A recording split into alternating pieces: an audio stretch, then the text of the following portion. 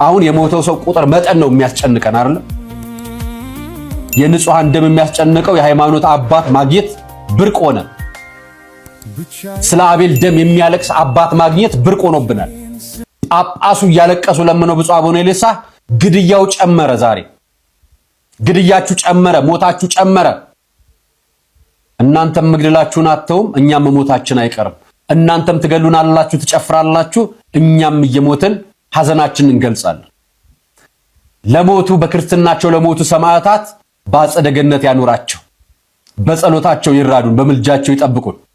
መቼም ኦርቶዶክስ ሆነው ተሳደው ተገርለው እንደኔና እንደናንተ ኃጢአተኛ በደለኛ ሆነን መከራቸውን ቁጭ ብለን ለምንቆጥር ሰዎች አይደለም የምናገር። እንዲያ መከራ ውስጥ ተቀምጠው ክርስትናቸውን በሕይወት የሚኖሩት በአርሲ የሚገኙ ኦርቶዶክሳውያን መከራቸው በዛ።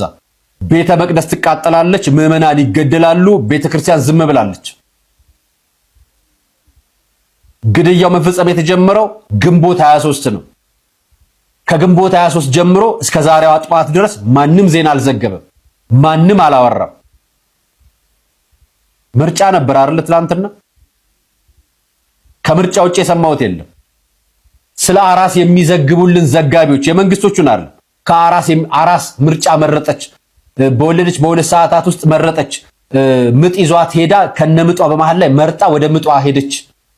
ሰርጋቸውን በሰኞ ዕለት ሰርግ ያደረጉት ሰርጋቸውን አቋርጠው መጥተው ምርጫ መረጡ። ሬሳ የ10 ዓመት ህፃን ልጅ ሬሳ አስቀምጠው መጥተው መረጡ ብለው የዘገቡልን ኢትዮጵያውያን የት አላችሁ ዛሬ?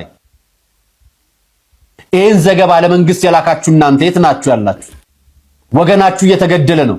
የእናንተ ዜና ምርጫው ነው፣ ሰው ነው መጀመሪያ የሚቀድመው። ትላንትና እኮ ወገናችሁ እየተገደለ ነው፣ ቤተክርስቲያን እየተቃጠለች ነው።